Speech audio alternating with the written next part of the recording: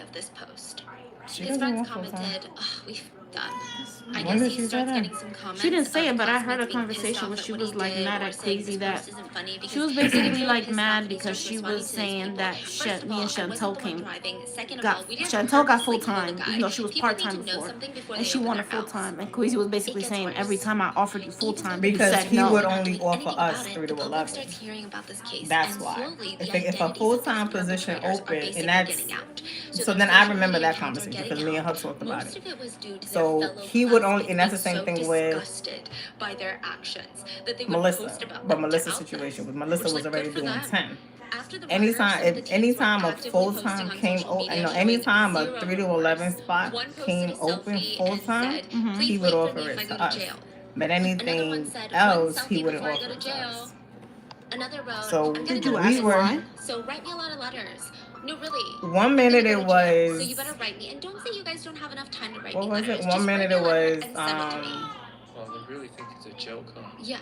Another one wrote, "Please write me I letters. forgot what he Let's all be said. healthy. 1 minute it See was you guys just after a month. 3 to Love you 11 was all, the only my thing that was friends." Heart open. emoji. Mm-hmm. Then it TBS went to 2024 is a high-performance, one-new 24-channel 4K what did he HDMI say? video I forgot encoder, what else he said, but supporting both H265 Melissa got to and get it because she H264 was already encoding. doing the 10s. Ideal for Okay. live streaming, content Sandra broadcasting, Lee's, they and skipped over multi-channel on Sandra distribution. Lee's because It delivers Sandra Lee's exceptional was always 4K video saying quality she while didn't want the optimizing full-time. Right. bandwidth But the usage. only full times they would The present to TBS us would be 3 to 2024 is 11. the perfect But had choice they, for she probably would have professional taken it transmission had needs. they presented the 10 to 6 full time to her.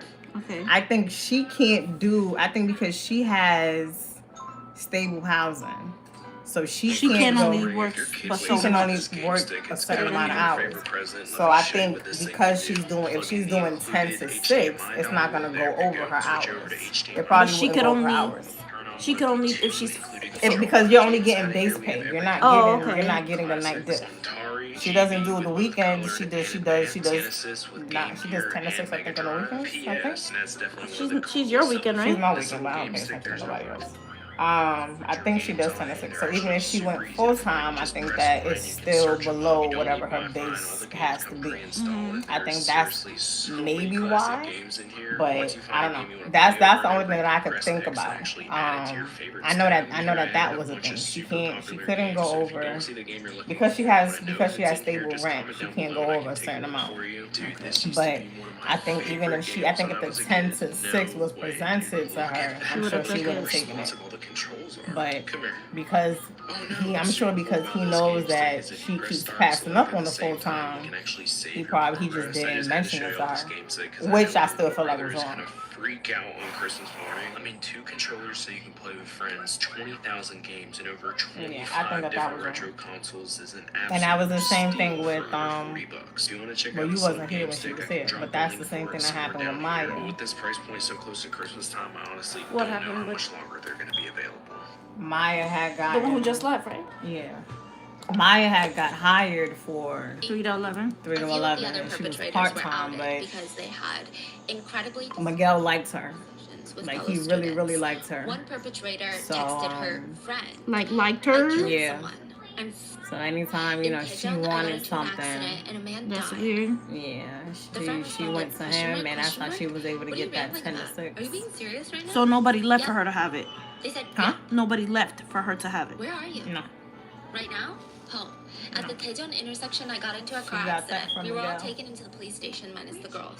The friend that the perpetrator was texting ended up screenshotting these texts and posting it on social media because they said they were disgusted at the perpetrator's lack of remorse. I mean, even the, like just all of Mommy. it was so gross. The way they even conversed about what happened was so disrespectful. I'm so, like it's not about you.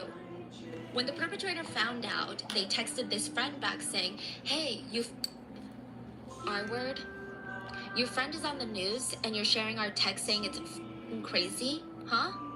This is really not normal. It is crazy. Like, you are crazy." Sorry. What? You think I killed that guy because I really wanted to, huh? But you better not tell your other friends that I'm part of this. Don't even freaking dare. I think everybody already knows it's you. No, they don't. They don't know it's me, and redacted. Another killer and his classmates' text messages were also revealed. The classmate texted one of the killers, "Why don't you guys say sorry after murdering someone?" The perpetrator said, "What? You want me to apologize to you? How about to the victim? We're taking care of it on our own, so mind your own business. But you call yourself my friend, but you abandoned me in my time of need?" The classmate responds, "Who wants to be friends?" And he responds, "내가 죽였냐?" And I wish you spoke Korean right now, honey, because, okay, for those of you who speak Korean, you're going to understand just that phrase itself. But for those that don't speak Korean, I'm going to try to break it down as best as possible. Now, it does loosely translates to, did I kill him? But it's not that simple. So there's at least 3 ways of saying, did I kill him? Korean. The most proper way is, you don't have like a swing for her? Which is honorifics. Maybe the proper way if a police officer was like, "Oh, you killed him," then I'd be like, "Oh, sir, like, are you asking if I killed them?" That's kind of how you're doing it. Then you have the non-honorific way of saying it, which is 내가 죽였어, which is comparable to did I kill him. So when you read that in Korean through text message, you could read it as, did I kill him? Did I kill him? Wait, did I kill him? Did I kill him? So there's a variety of ways to interpret it. But when you write it with 냐 at the end, 내가 죽였냐, there is no other tone than, what? Did I kill him? That is the only way it's read in Korean. Like, no one can say that it's like, 내가 죽였냐? Like, it doesn't work. It's 내가 죽였냐? That's the only way. So the fact that he's typing it like this, even after murdering someone, like someone is dead, it is so telling. His classmate responds, "Even if you weren't able to fully mature in your head, shouldn't you be able to think with your so-called brain?" But I almost died too. You really crossed the line. Forget friendship. Friendship aside, you crossed the line. Yes, that is why I'm taking time to reflect. I hope you regret what you did. I am regretting and reflecting, but I'm just pissed off that everyone is blaming and cursing us on Facebook. Did you eat something bad? I don't see a single hint of reflection from you. If I were you, I would just be quiet after all of this is said and done. But instead, you guys are going on Instagram Live, laughing, having fun like nothing's ever happened. I don't know if you guys will go to jail or not, but I hope that you guys will never make the same mistakes after this. Even you should know not to cross this line. I'm really ashamed that I ever called you my friend. Don't contact me again. And you know what? Yeah, you deserve to be criticized online. A hit and run, driving without a driver's license? The perpetrator responds, "I mean, yeah, fine, you can curse about it if you want to." I mean, even if you think about it objectively, you don't think it's too much? But that still doesn't make me a murderer. If you're not a murderer, isn't just being a bystander to this at fault too? Bystanding is also at fault, but why did you call me a murderer then if I'm not? Who said you're a murderer? You did! Well, I guess you're similar to the same car. No, well, murder means a man who killed a man. These text messages were also released to the public, but there's more. One of the girls that was in the group that was at the scene, she texted a classmate that kept confronting her about what she did, and she texted that classmate, "Don't with me." The classmate responded, Sure, murderer." And she responds, "You better stop around before I run your mom over too." Or do you not even have a mom? So I don't know if there were allegations that her mom had left or if she's being raised by a single dad, but it seems like extra personal. Side note, when these text messages were released, most of the perpetrators' names were blurred, but other classmates and students started outing them. A lot of their social media has been made public and since then been deleted, but regardless, these text messages being released showed everyone, the public, it proved that these perpetrators, these so-called kids that we need to protect, they don't have remorse. They never even privately apologize to the victim's mother. And I'm not saying that they should go and put on a full freaking show. I would never even think that they would do that. Do you want to move up in time? Their parents would drag them there and force them to apologize. No. Gun's mom was interviewed and If she I said, did, the only thing I "I can't would, even see my if child he anymore. opens up Yesterday, I another, cried it all probably night wouldn't long. get to me. Today I'll probably But if cry he all day opens up too. another, I just, if he was to open I'm never gonna another, forget my son. 12 to 8. Nobody no, contacted 1 to me. 9. It's already too Normally, close. perpetrators at least say things like, "I'm sorry" or "My Then apologies." I would go for it. I never even heard those But words. it probably So wouldn't their go to me. promise and their text messages to Who their has more friends that they're seniority gonna than you? apologize That's and 3 to 11. reflect. It's not even All about lies. seniority. They At that never point, it's apologize. up for grabs. One of them allegedly even had Any other shift things will in be mind. up for grabs. So this is said to be a text message conversation between one of the I killers could and a fellow apply for classmate. it, but it The doesn't mean killer that I would get allegedly it. texted her nonstop about how he wanted, which people were shocked for a number of reasons. Because I'm sure Someone everybody is would dead try to because go of for you, that. and also the fact that this is a 13-year-old talking in this manner, in this aggressively pushy way. We have no idea if this girl is a classmate, a friend, a girlfriend, but it doesn't matter because he's clearly making her uncomfortable. He texts her after the murder, "Let's do it." Not like immediately after, but this is what he's thinking about. "No, I don't want to." "Oh, come on." Redacted name. She doesn't respond. "Hey, full name." "Yes." "Let's do it." "I don't feel like it. I want to do it so badly. Please, I want to do it so much. I think I'm going to go crazy." She doesn't respond. He texts her back. "What are you doing?" "Just laying here." "Hey, please, I just really want to do it so badly. Let's just do it once, just once." And he keeps bombarding her with like, "Hey, hello, hello." And she responds, "Right now?" "Yes, let's do it. I promise I'll finish fast." I think even just to see these text messages from anyone, regardless of age, is so disgusting because, I mean, I'm sure most of us have felt this situation where someone is just so pushy and you're like, I'm clearly saying no, but they're not taking it seriously. But then if I freak out and I'm like, "Hey, I said no," what, like, Yeah. is my life in danger? Is something gonna happen to me? And you know what's going on here. She clearly doesn't want it, but the fact that they're 13 and the fact that someone died and this is what one of the killers is thinking about.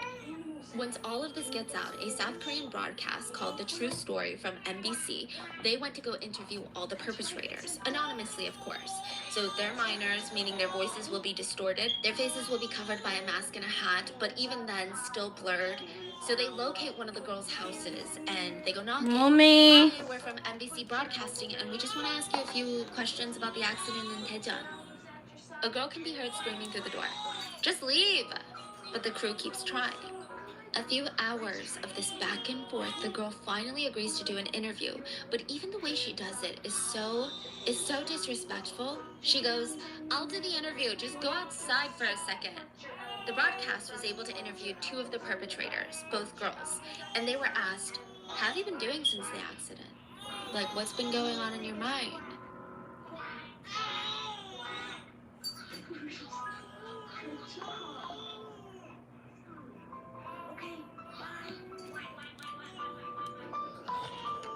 Mommy.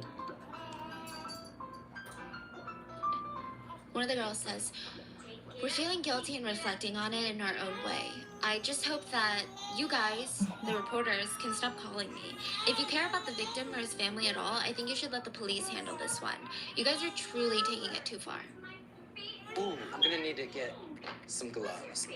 The Trinity Comics exclusive. Deadpool, Wolverine, World War III. And we're gonna have this on Whatnot all month long. Let me show you how you can get your hands on these, as well as other awesome collectibles. Download Whatnot, do it right now, and look at all the live shows happening. That's right, 24/7, there are live shows. If options aren't want to go? hit that store button, you go to the Buy It Now section, and a lot of stores have their items on that Buy It Now price. And that's not all. The product's right here, and take a look at this extensive marketplace with thousands upon thousands of listings. And we're just in the comics section. Make sure to download Whatnot. I'll see you on the app.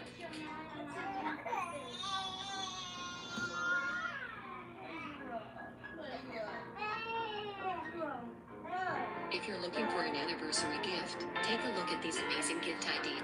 Night Sky Star Map is a great idea to celebrate your anniversary, or gift your lover a unique photo collage canvas filled with their memories.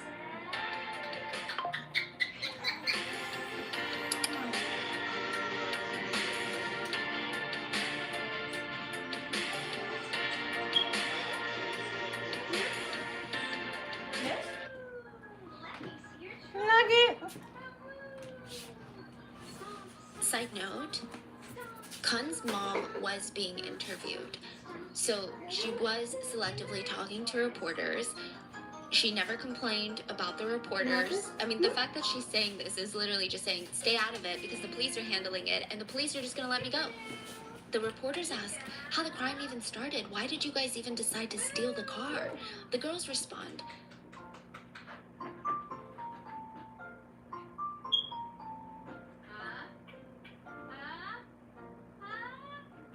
I mean, I found out that my friends were all driving a car. They were all in the car, so I joined them. We drove around, we stole money from a doll crane machine, went to a few other areas, had something to eat, rested, hung out. After that, one of my friends asked us to pick him up, so we picked him up, and then I think we hesitated on where to go next.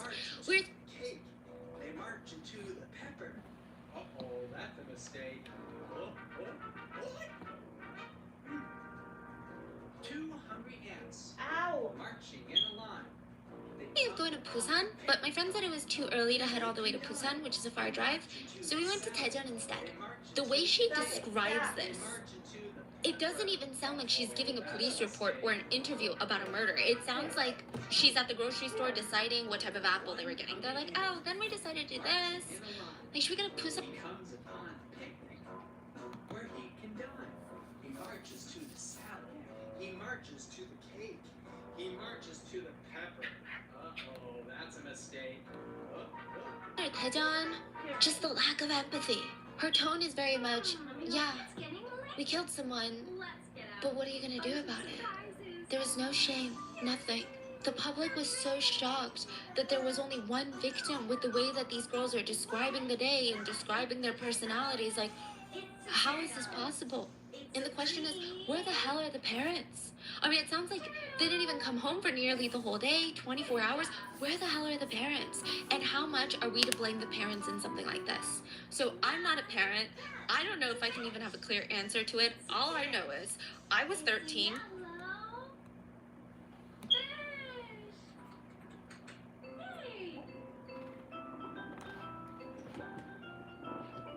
At one point, I never stole a car and killed. The girl continues. We were waiting for a red light, and suddenly a police car made a U-turn. So the police car was going straight, made a U-turn back towards us, like all of a sudden. So we were scared that we were gonna get caught. So we ran the red light and hit that motorcycle. Our car windows were all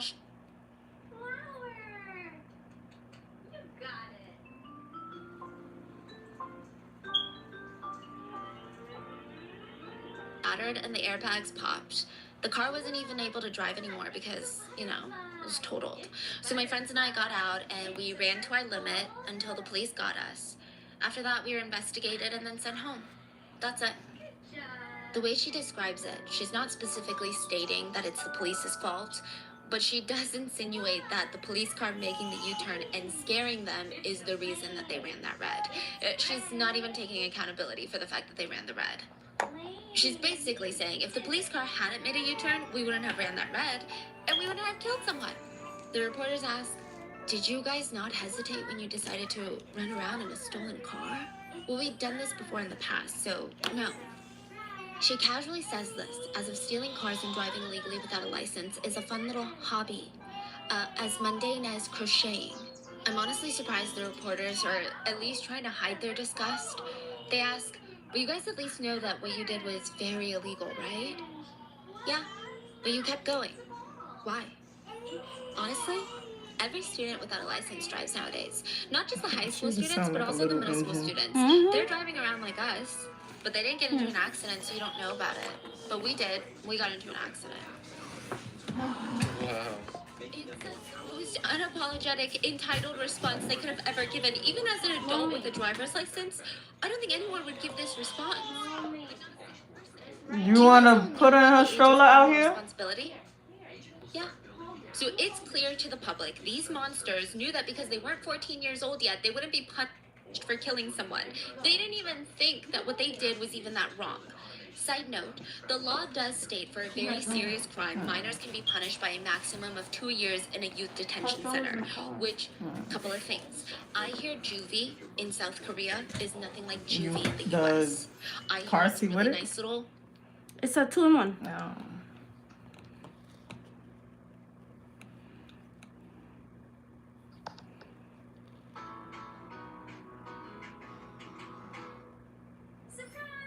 therapeutic center where you and your little friends, you and your little criminal buddies hang out and have a good time and play games and play basketball and giggle gaggle.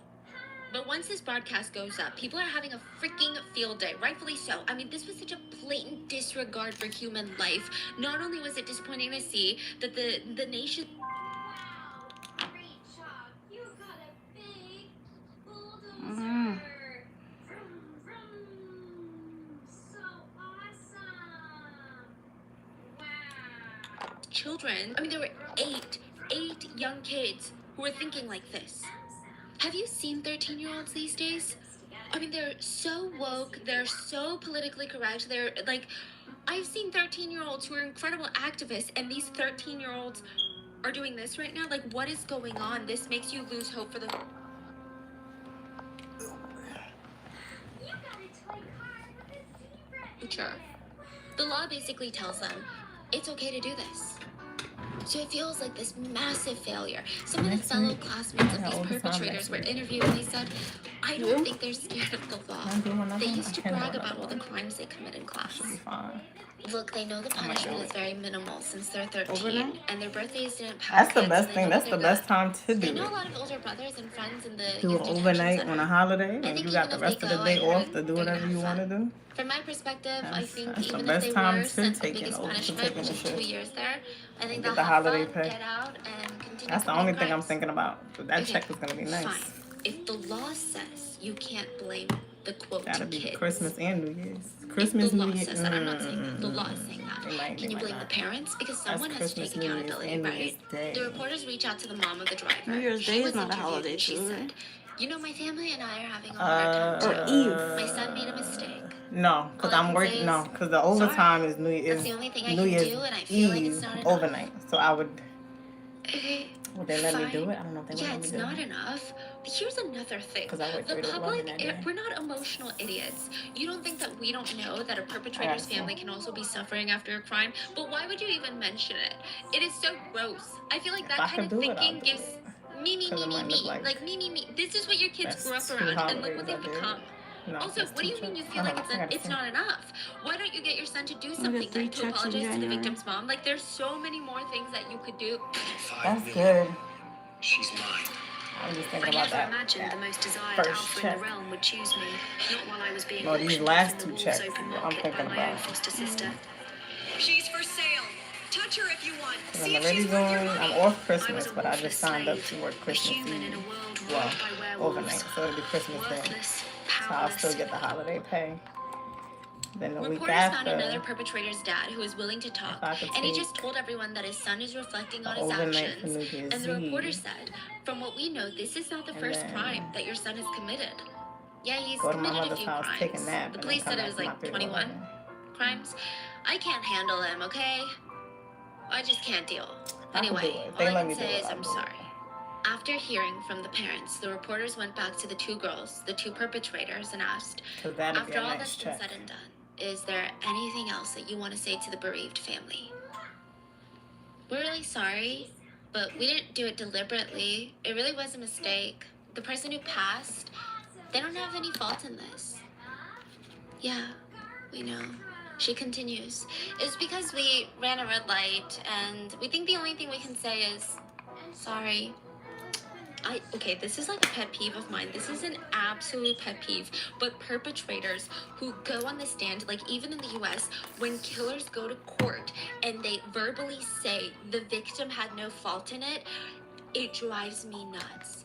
It drives me nuts. There's so many layers to it. First of all, even if they had fault in anything, you don't get to kill someone. Second of all, we know. You are the problem. Like, what are you saying?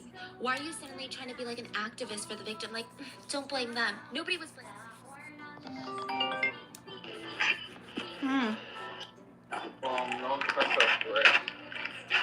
Huh? In your phone? What's that right there? It's holding. That one right there next to it?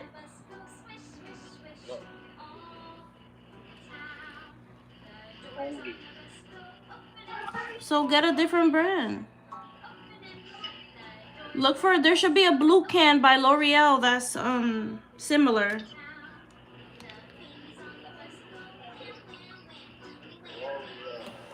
It's like blue. It's like a baby blue color.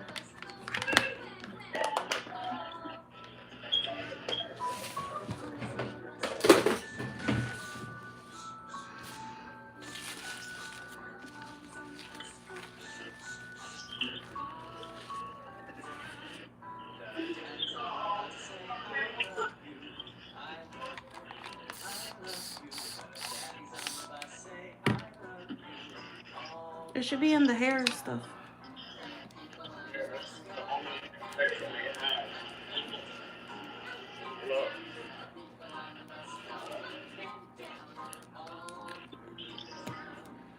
Let me see if you put the camera up. Go to the L'Oreal stuff.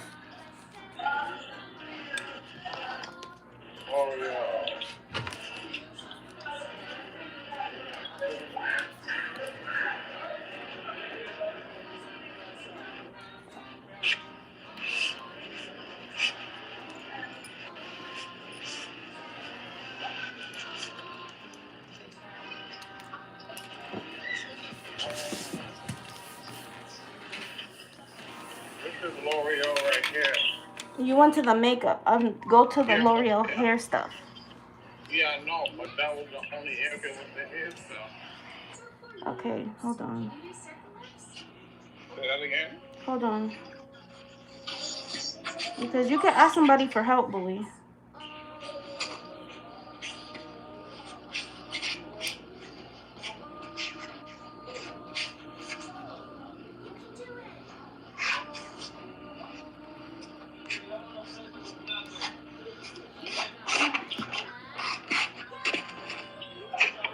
Look, check your messages.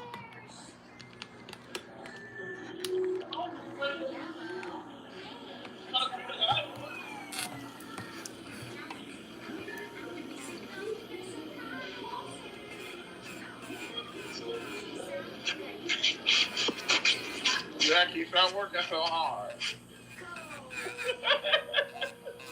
How about that? You too. How's Charles doing? Huh? Yeah. Oh shit. Some new place in Times Square. I gotta ask her. I forgot. Yeah. Yeah. Doing what?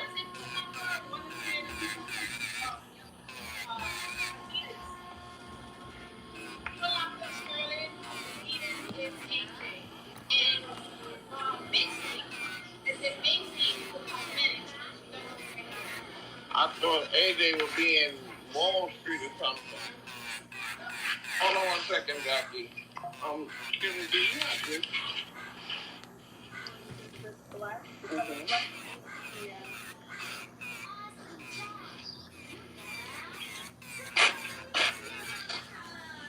I thought everybody would have been on the up and up, especially AJ.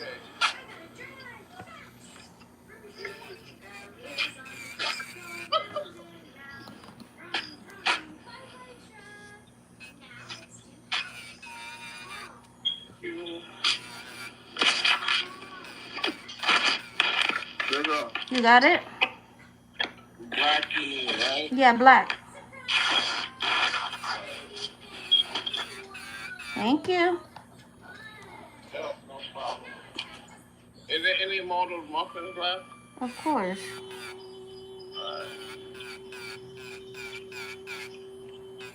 You can Target. Mm-hmm. The one across county is nice.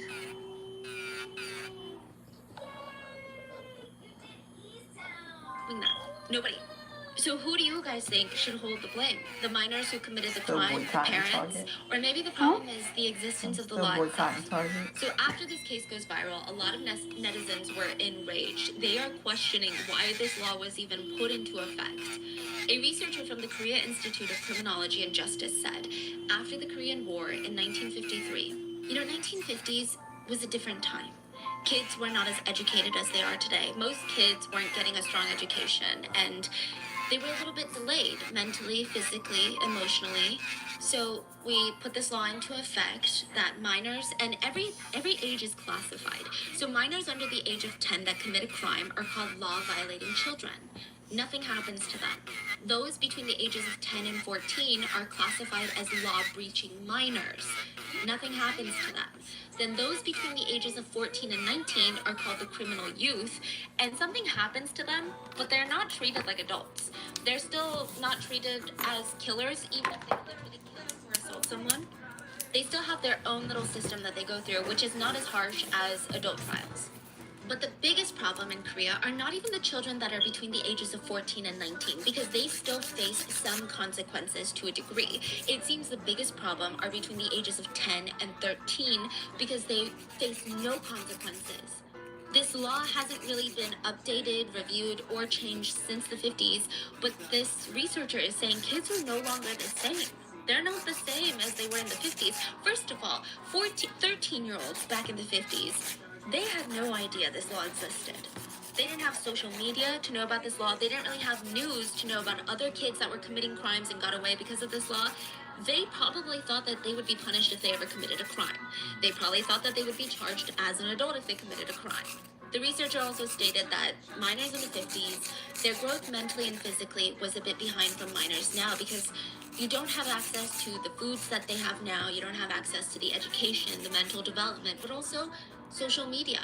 I even see in the US like this conversation, and I don't know where I stand and I don't really have an opinion about this, but people were saying 13-year-olds don't look like 13-year-olds from 20 years ago. Like, even the way 13-year-olds are dressing, talking, and wearing makeup is very different from 13-year-olds even when I was growing up. So they're saying, times are changing, and it's not to say it's for the better or for the worse. Laws need to be updated. According to the National Police Agency statistics, between 2015 and 2018, there were 28,000 cases of minors committing crimes. Among the 28,000 cases in South Korea, and this is just between the ages of 10 and 13, 77% of these crimes were felonies. Theft, violence, assault, robbery, murder. This is not pickpocketing. You say 77%? Of those cases, 28,000 cases. It's like 20,000 cases. Yeah. A police officer even said, these teenagers know that they're not going to be severely punished by law, even if they commit a serious crime. I mean, there are times that these kids just outright tell me, I know I'm not going to be punished. There are some, quote, kids that went viral for having, quote, criminal records. There was one, and I say, quote, criminal records because it's not a criminal record. Like, it's there until they turn 14, and then it basically gets wiped. They're going to grow up to be adults, and no one will know. There was one kid who had over 77 crimes, not a single punishment. Just straight up told the cop, well, it's not like you can punish me anyway. An officer said, young offenders know that the police will let them go home after the investigation is over. They don't even worry about getting caught by the police anymore. Their biggest concern is to commit the crime before they get caught. So if they're stealing money, their biggest priority is to spend all that money before they're caught, so we can't confiscate it. It's not about getting caught. Even if we contact their parents don't care. Even if they're in school and we contact the administrators, these types of kids are already considered too far gone. Nobody wants to help them. So even though politicians are staying firm on this law, and side note, there are a lot of politicians who promise to lower the age of criminal responsibility, meaning minors younger than 14 should be punished. One of them is including President Yoon, the current president of South Korea. One of his campaign points before he was elected into office was to lower that age to 13. I don't know how it's going. He's saying that he has a whole team together to make effect of this law, but it seems like most politicians, for years, they use this as their little talking point, and once they're in that position of power, it is silent. It is crickets. A lot of people don't like it. Why are they not changing? Some people think that, you know what it is, honestly? I think it's like what happens in the US. Sometimes there is a good thing that could be good for everyone, but people don't like it because they just want to talk politics. So instead of being like, hey, we should lower the age of criminal responsibility, these two political sides, the conservatives and the Democrats, are like, well, let's talk about why these kids are committing crimes. It's because the education system. And then they're like, well, you are the one that blah, blah, blah, blah, blah. And then they're like, well, we think the education system should be blah, blah, blah, blah. And it's like, I feel like both parties just want the same thing, just lower the age. And then, I mean, I do see some points where it's like, yes, it does seem to be a deeper issue than just the law, but I think there are easy ways to fix it. And the argument is that there are a lot of other countries that have their own problems, don't get me wrong, but Japan and South Korea are constantly under fire. They are the two countries that have this set at 13 years old. But again, one of the voices is, fine, we lower the age to 13 like the president wants, but what if more 12-year-olds start committing crimes? Do we lower it again, and then again, and then again? Some people are saying that we need to just focus on why children are committing these crimes, and it's just become a whole political debate instead of people just trying to protect others. The public is getting fed up, though. They're like, these politicians, like, we don't feel safe. Gun's mom said, I hope this that if they commit a crime, they will be punished for it. Someone has to let them know this simple concept. I think that's the only way you can even protect innocent children who are alive right now without any harm or hurt from the law-breaching minors. The public agrees. It was revealed that 7 of the 8 kids went back home with basically no consequences, no parole, nothing. The driver of the car, because it was pretty severe, was sent to a youth detention center. But again, it doesn't even compare to juvie. I don't even think a minor would be sent to juvie for a crime like this in the US. It really doesn't seem like that bad of a place. Like, it's no prison, that's for sure. Netizens were outraged. They were commenting things like, the thought that these people can ever change or be fixed is insane to me. Just abolish the law protecting minors. It's clear what's gonna happen. We've seen this so many times. The great, honorable judge presiding over this case will look at these monsters with pity. The judge will say this and that and excuse their behavior for so young or they're so immature. Then the great judge will go home, eat a steak dinner while patting himself on the back. I made the right call today. I'm a good judge. Another netizen commented, times have changed. Minors have changed. Why is the law stuck in the past? These days, you can even buy a knife on the internet. If we forgive them because of their age, they will never learn that they should never do this. Instead, they will learn, if we commit a crime, we will be forgiven because we're young. As adults, we have to teach them how to take responsibility for their mistakes. So we covered the bullying cases where most of the bullies, after burning their victims with hot irons, beating them with pipes, beating them to the point of their face being swollen, they never got punished because they were under 14 years old. There are a few other viral cases. July 2018, a middle school girl, she took her own life after she was R-worded by 2 middle school boys. Nothing happened to the boys. They weren't even suspended from school because they were minors. They were 13, so she took her own life. In July 2021, there was a video of a bunch of 13-year-olds harassing random senior citizens for fun. Just complete strangers saying things like, hit me, you... Oh, you can't. They were not punished either. Can I just say something? Okay. I saw we were recently in South Korea, and we saw a lot of teenagers in school uniforms. I think I saw them in school uniforms. Well, we saw a lot of young teens, and most of them, they looked like teens you would see anywhere. But there was this one incident where I was in art box with a Korean friend of ours, and there was like 4 teenage kids, all boys. I have never been that scared of teenagers before. They were standing in the middle of the art box, and the way that they were talking was so, like, filthy. I ran around the store avoiding them just so I didn't have to pass them. It was the way that they were talking in the middle of the store. The curse words they were using, like, I'm telling you, they're throwing out C-bombs, like, just non-stop, some of the worst curse words you could say in Korea. And they would call each other that as, like, jokes. They'd be like, oh, like, just non-stop. And even my friend was like, yeah, like, we stay away from kids like this. And we're, like, both in our 20s, full-grown adults, and we're like, okay, yeah, we should avoid them. Like, we were scared. It is such a hot topic in South Korea that there's even a whole K-drama talking about juvenile. And I guess, like, even, like, they're scary, but then even knowing these stories, that makes it even more scary. Because they probably know this, too. Oh, yeah. That even confirms their belief that they're untouchable. Yeah, they walk around like they're untouchable. It was bizarre. And the fact that my Korean friend who was born and raised in Korea was like, yeah, we just stay away from them. I'm like, okay, that's weird. There is a K-drama called Juvenile Justice, and it's literally based off of juvenile crimes, because it's getting that bad.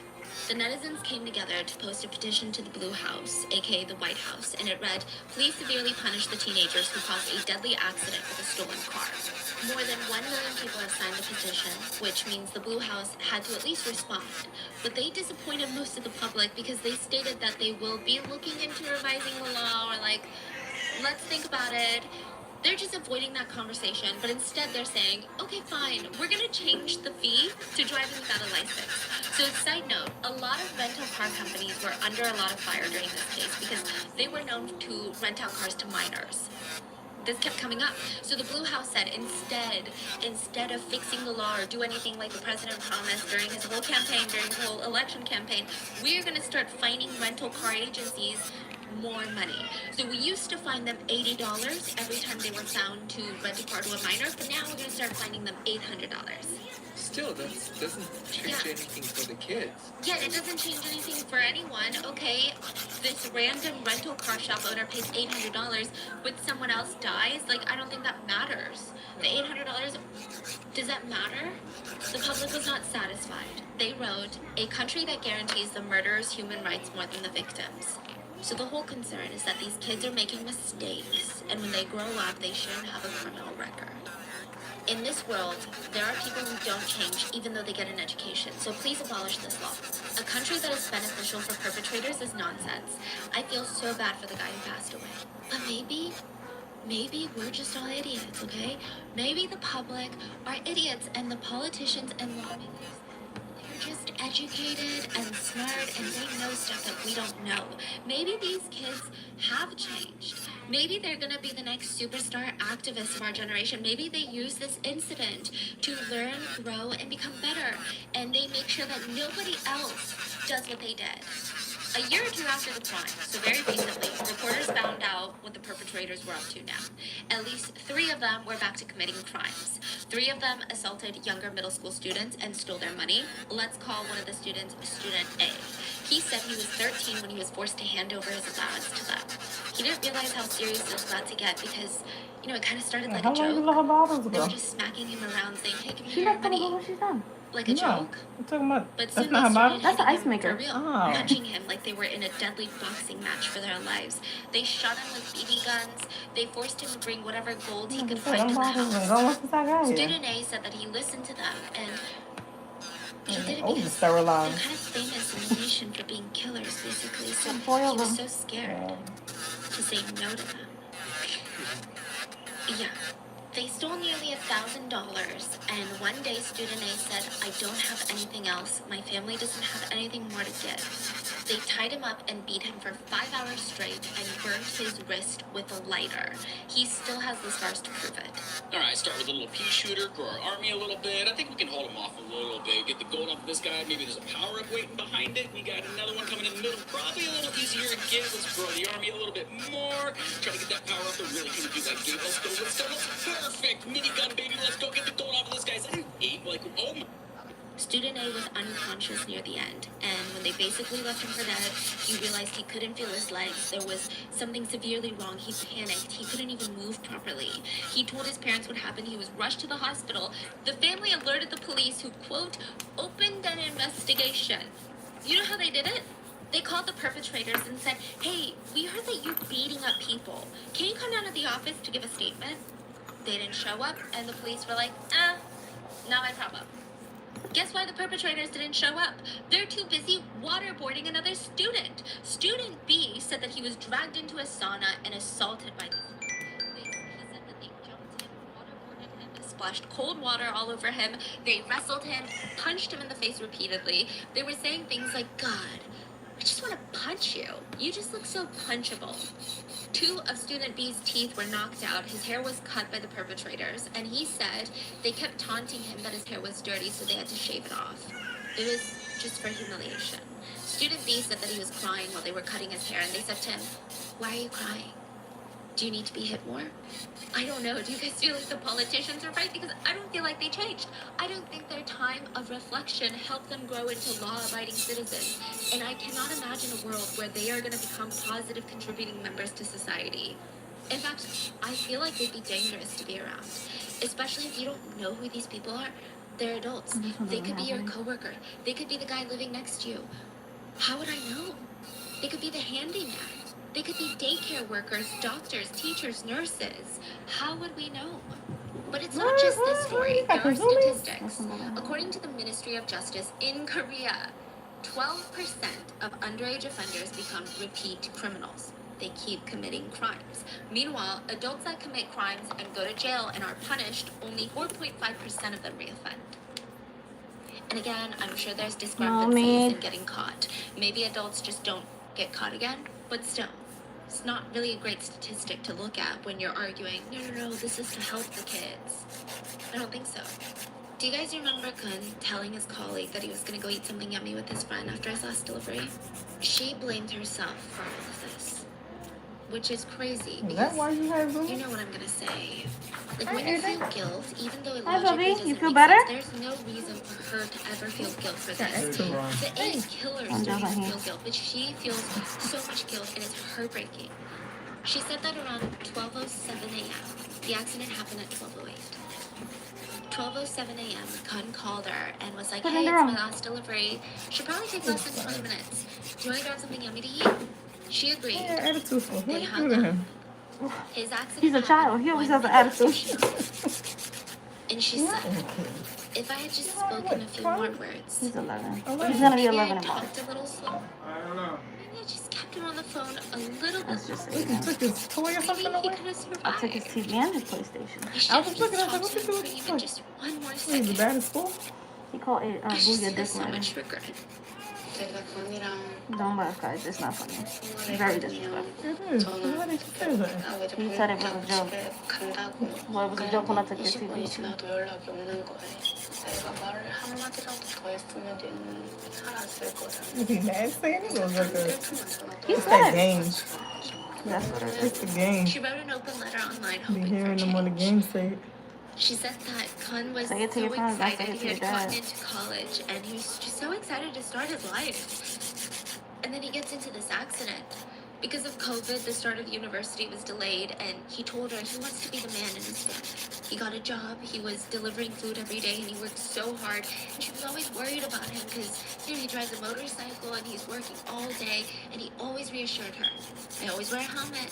Nothing's gonna happen to me, okay? I'm careful. I never speed. I never break the law. You don't have to worry.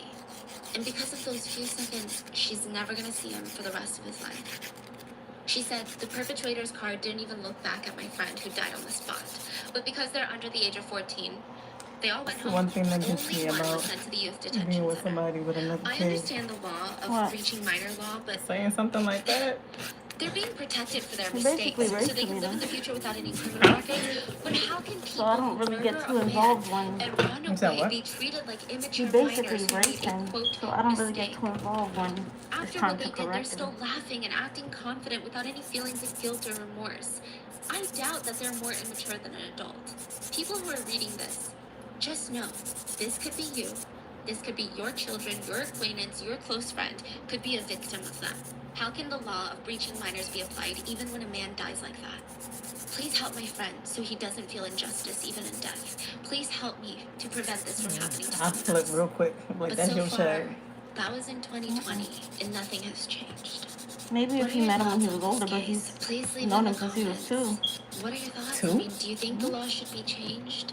Do you think it should be a case-by-case How long you basis? been around? And please A stay long safe. time, Kai. I'll see you guys on I Sunday. feel like we just met you. I've been around for a long time. Huh? It's the I've been holiday around for a season, long and time. if you're looking for stocking stuffers that are was a affordably secret for a priced long time. but feel luxurious, look no further than fragrance.com. For instance, I picked up this Dolce & Gabbana The One fragrance, and let me just open it for you. Wow. All right, let's give it a smell. Getting strong notes of oak wood and lemon. This gift would just be so thoughtful. I can't recommend fragrance.com enough as a great place to go around the holidays to get your loved ones something that is affordable but truly a high quality product. So when it comes to stocking stuffers, I met y'all when fragrance.com's got you Jerry covered. was 1 year old. I went to that Cutting him, man. Thanksgiving. Yeah, when Jerry was a baby. Thanksgiving? Yeah, I went to that Thanksgiving in Gigi's house. What? Jerry was 1, yeah. If this isn't the dream for any lady, I feel like Jerry has to at least be like 3. No. He was teeny tiny in Gigi's house, and when she lived over there across the street from her mom by the hospital. And I went by myself, and it didn't come with me that time. Oh, then I probably wasn't there. You wasn't there. I met you way after. Therapist that normally doesn't do house One of the twins, the one with the that doesn't have the big butt. She still has some weight to her. You're gonna go. He didn't even just go alone, okay? Dr. Cause she lost a lot of weight like recently. She wasn't always that small. The call was for the rich She was always been small, but when she was with her last she was partner, with the other guy, and then we went vague. to Six Flags with her, that boy that was So chubby. when the team, the squad really, We went. When did you go to Six Flags? I That did. must have been the year that I was at work. willing to let them in. I did. I went one time. So they wait outside for like 30 minutes. Cause I'm like, I know they only went to Six Flags one time without me. I've got a ladder in the shed. Just break into the house. I'm not sure Like, what's unless y'all went to That was Six in Flags my- again and y'all ain't telling I me? took my sister and her boyfriend. refusing to leave the house. I ain't know Maybe all they're having a that. panic attack. I really don't know. Maybe they're I having a know psychotic episode. They had went. I don't know if y'all was That's not what telling they me. got. They went separate. Like When we all went in our 6 of car. They them- went. However they got there, I The don't son know. ran up to them, knife in hand, and jammed it up the chin of one of the employees. The That was knife the went time through the we went. therapist's chin, jaw, mouth, and pierced I only his went that one torso time too. upwards. He pulled Appease the these knife children out. because I'm not an Blood amusement squirted park person. everywhere. And the other therapists, they're like, okay, wash your now hands. we're gonna fight for our lives to No make sure way. that this patient is subdued. They're grabbing blankets, tying him up. It's taking forever to just get this man under control. He's got a gun, he's got a knife, he's got all these other weapons. Finally, when they get him on the ground tied up, that's when they saw the body of a young woman, a diplomat's daughter, Huh? tortured and murdered. In the Her bathroom. body was laying in a pool of blood, and her head was found detached 3 feet away from her body. In The the patient would bathroom. later state, what? She wanted to be sacrificed.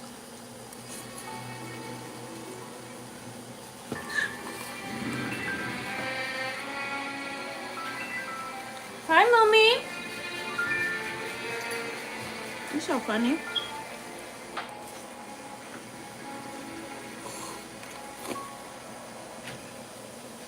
As always, full show notes are available at rottenmangopodcast.com. This case does take place in Pakistan, and we had multiple Urdu-speaking researchers help assist in gathering up the facts. I didn't go There's to a every few points holiday in the story either. where it's more speculative I than think I went to factual like because 2 there were no Christmases, one eyewitnesses or present 2 during Thanksgivings in all these key years. moments. So I'm going to try and present all the possible scenarios, and you can make up your mind on which you believe occurred. The Jaffer family in Pakistan could be on their own episode of Succession, really. Mr. Jaffer was an influential, wealthy business tycoon. He specialized in massive construction projects, and it said that he had big military contracts, which anyone who's doing contracts with the military, automatically, I'm like, these people are I don't think I saw you richer than until beyond belief. He You saw lived me in one this Christmas. modern, That's what I'm guard saying. I don't think I saw you gated until that house Christmas. with his Was wife it and his 2 probably sons. Christmas? They even had a whole staff to manage the home. Housekeepers, gardeners, kitchen staff, security staff. I really have no idea how deep their money runs. I can't find a net worth anywhere. But they do kind of give off that new money vibes. And I don't mean that in like a harsh, weird, derogatory way, but in the sense that, you know, they love to throw a good high society party. So during the weekdays, the family would focus on business. Everyone kind of did their own thing. Mr. Jaffer was always on business trips, doing big deals. Meanwhile, his 2 sons, She they're pooped? living complete opposite lives. Okay, so on the weekends, they would throw these lavish dinner parties. Staff would be carrying in these giant vases of fresh flowers. not right The now. kitchen would be busy with teams of chefs crafting out the most elaborate seasonal recipes. And one by one, these rich families would just trail into the mansion. Some of them are old money families, some of them are new money, respectable, influential families, and oftentimes they would bring their kids with them to introduce, to mingle amongst each other while the parents, I don't know, talk business. So these kids, they are true socialites. Most of them had gone abroad for schooling, whether it be in the U.S. or Europe. They Do were you all call her well-traveled, Snowflake? well-spoken, and very I'll be like, well-funded. Blanca, come here. And I'm sure Naturally, I hardly it ever call her becomes her this actual name. unspoken competition amongst What the you looking parents. Whose kid just got accepted into that prestigious Hmm? university abroad? What you looking Whose at? kid just Looking like you snowboarded ready with a to pounce. celebrity in Switzerland? Whose kid is the most well-read? No matter your ology, there's only one way to frame it. Frameology. Just upload your photo, preview in your space, and order at frameology.com. It's a pretty red. So I was looking. I wondered how I was gonna look with red. She's new. She's new. Red looks good on everybody, to be honest. Not me, but it looks good on And the everybody. nutrients packed in these On their capsules hands, at support least. growth like nothing else. Articles have shown that it provides essential nutrients that support bone health and overall development by boosting key factors like calcium absorption and collagen production. To get the full effects, it's recommended to take it every day and let it build up in your child's system. And that's why Snowflake. taking Nubestol 10 plus capsules is the best way to ensure your child gets a comprehensive dose of growth supporting nutrients every day. Just take it with milk or water and you're good to go. I know it wasn't fucking crazy. The Jaffers had 2 sons, but you would really only hear them talking about one. Zahir, crown jewel of the family. Even though he was the firstborn into the family of business tycoons, he wanted to study psychology. That's what intrigued him. He wanted to help people. So he gets his certification to be a counselor at a high-profile mental health organization called Therapy Works. He gave lectures and conducted counseling sessions for students in Pakistan. He held these mental health awareness sessions in well-known schools. I believe he even tried his hand on one-on-one counseling. But he still made time to work with his family. Whenever they needed him, he was the chief brand strategist at his dad's company at one point. He was born in the US, grew up in Pakistan. Before he started studying abroad, he was fluent in English and in Urdu, and he was the golden son, the golden child. So whenever the Jaffers boasted about their child's accomplishments, it was this son. The other one was kind of like the black sheep of the family. They tucked him away, closed the door, and he was the family secret. They never talked about him in public. It's like he didn't even exist. They honestly couldn't even comprehend how he was part of their picture-perfect family. He was admitted into a psych ward in his late teens, early 20s, diagnosed with schizophrenia, which, yes, is a very serious life-altering diagnosis. Married back with grandma. Be treated. I mean, we've seen so many people time and time again get treated for something like this and live very healthy, productive lives. But when he was sent to therapy, nothing was working. And it wasn't even his mental health that was the problem.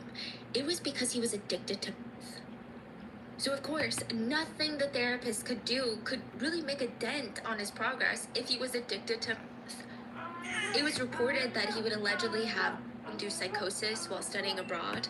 At one point, he was even deported out of the United Kingdom for assaulting his own mother and potentially being involved in harassment and SA cases in the UK.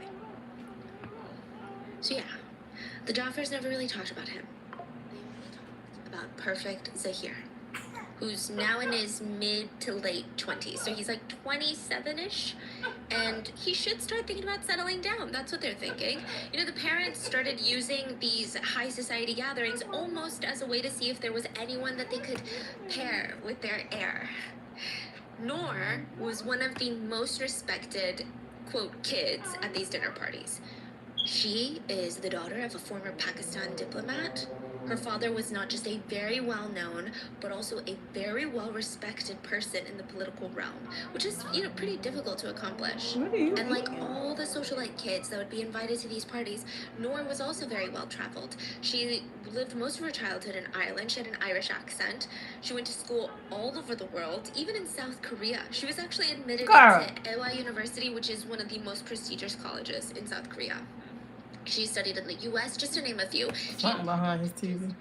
I mean, she loved studying. It's kind of weird, but she just, it's not that she loved the act of studying. It's not even like that she loved grades. She was very interesting in the sense that she liked to acquire knowledge. She was genuinely passionate about learning new things. That's just like some. On top of that, she's a human rights activist, always attending local marches, rallies, very vocal for the causes that she believed. Boy, so if we're talking he's about chewing on the TV. Stats, Noor is as perfect as it gets. Educated, religious, activist, conventionally beautiful, kind-hearted, family-oriented, studious, the daughter of a diplomat. You know? and she could even bake on top of that. So it would make sense that Zahir would feel like, oh, you know what?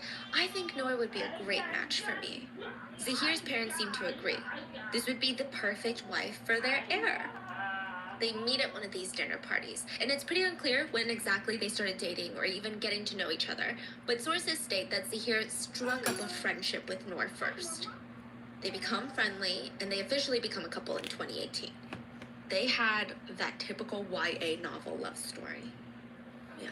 Zahir was like this rich, shy, kind of reserved person, but people said that Noor would bring out his spontaneous and fun side. And they're like, wow, Zahir actually cracks jokes. This is my first time hearing it.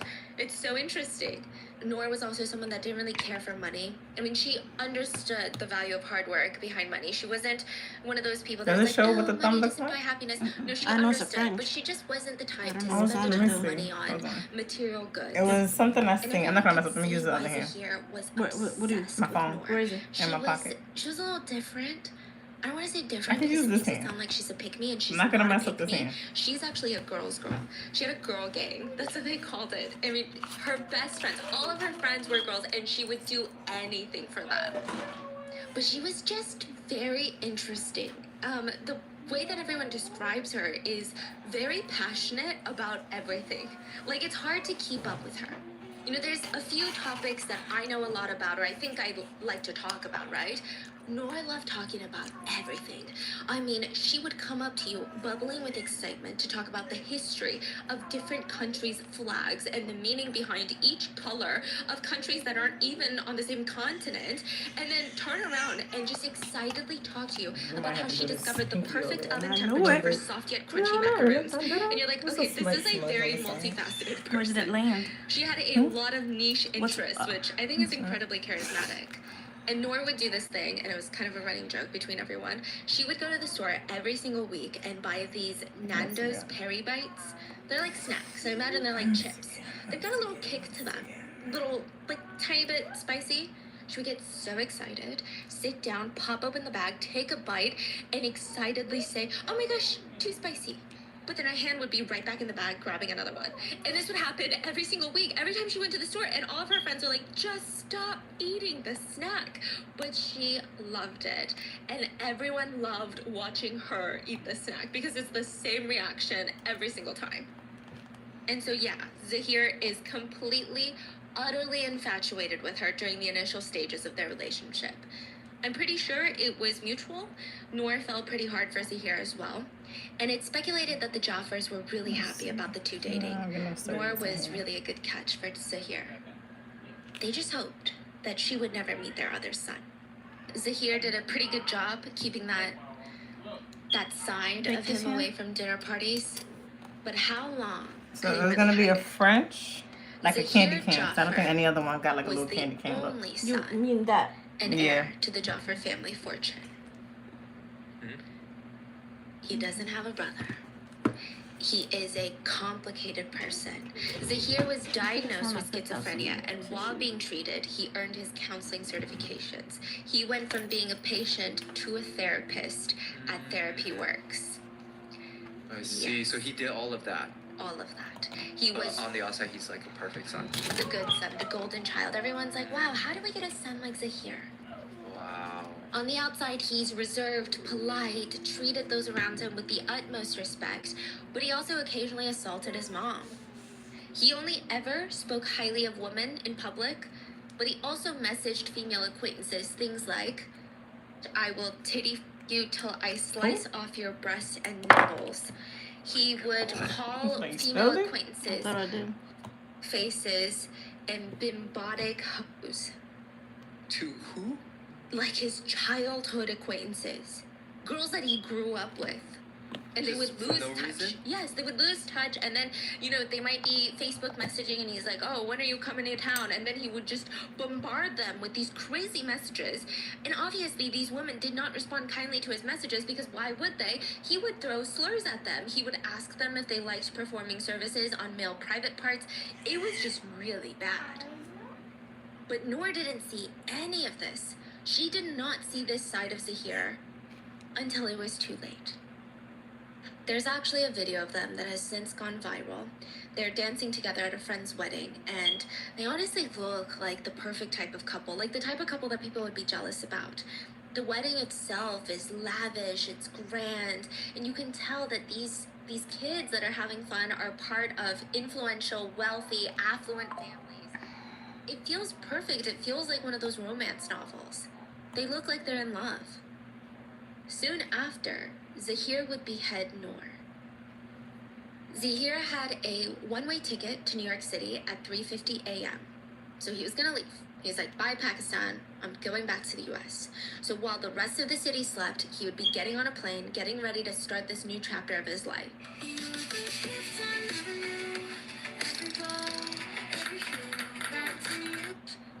But he's thinking, is that really what I want? It's kind of bittersweet. I'm sure a part of him was excited, and then another part of him is like, what about this life I'm leaving behind? So he picked up his phone, and he called the person that he wanted to see most before leaving. July 18th of 2021, Noor was very busy. She's prepping for Eid al-Fitr, which is a Muslim holiday, and she was spending time with her mom, helping her prep food in the kitchen, and she gets this phone call. She excuses herself. It was Zahir. They hadn't spoken in 6 months since their breakup. They've been pretty no contact, so after 3 years of dating, they broke up, and she's randomly getting a call at like 9 p.m. It was pretty rough for Noor, the breakup, but she knew she was making the right choice. Her friends kept reassuring her, we always thought that he was a little too controlling. At first he was so sweet, but I don't know, he just gives me bad vibes. To give you some context, both Noor and Zahir are Muslim, but Noor was a lot more devoted to her faith than Zahir, and it became a problem when Zahir would... Okay, so it was speculated that Zahir was the one that encouraged her, and if not demanded, that she stop wearing her burqa. Eventually, Noor would break up with him, and now 6 months later, he's calling out of the blue, and she doesn't know what for. She picks up the phone, and he tells her that he's leaving for the US tonight. In about 7 hours to be exact, he would be on a flight to New York City. It's a one-way ticket. He doesn't know when he's going to be back. So this is at around like 9 p.m. Technically, his flight is the next day at around 3:30 in the morning. And he asks her, is there any way at all that we can just say goodbye one last time? For closure, I mean, we did date for 3 years. I just want to see your face one last time, one final goodbye. Noor agreed to meet up with him, but to avoid ruining such special holidays with her parents, she just told them, I'm gonna briefly go visit a friend, okay, and I'll be right back. She knew that if she told them that she was going to go say goodbye to Zahir, it would be this whole conversation. Her parents would say absolutely not. So she's like, okay, let me just go. She goes to meet up with him at a local plaza. She leaves the house at around 9:05 p.m., gets to the plaza like 40-ish minutes later, and she texts him, where are you? I'm not sure what excuse he made, but he requests that she come to his house instead to say goodbye. Maybe he was like, I'm not done packing yet. I'm so busy, right? My flight's in a few hours. Noor hesitated, but she's very familiar with Zahir's home. I mean, she knew that it was never empty either. I mean, but also, when you're meeting your ex-boyfriend that you dated for 3 years, that's not really a concern of yours. But let's say it was, his home is never empty. Even when there is no dinner party, even when there's no crazy socialite gathering, there's almost always 2 to 3 home staff on site. A guard, a chef, some housekeeper of sorts. So by 10 p.m., she pulls up to the tall gates that are around his modern mansion, and the house is lit up, so nothing about it is alarming. I mean, the house has CCTV cameras on the outside, too. She was let in by the guard on site, and Noor's arrival would trigger a series of very peculiar events. Because we don't know exactly what went down at the exact time when she entered that home, but we have a little bit of tidbits of information. A little after 10 p.m., so almost right after Noor arrived, Zahir makes multiple calls to his travel agent asking to cancel the flight that's coming up in 5 hours. So as soon as she arrived? Yeah. And the travel agent is telling Zahir, I don't really think that's going to be possible. You're flying out in a few hours. There's no way that I can cancel your flight and refund you your money because it doesn't really work like that. Zahir then requested to change his flight. Instead of leaving in a few hours, he wanted to depart to America in 10 days. But again, that was just too tricky because you can't just change your flight ticket without paying some sort of penalty or fine from the airline just hours before your flight. So when Zahir's agent is expressing all of these different issues with him, he tells her, okay, fine, I'll just keep my flight the same.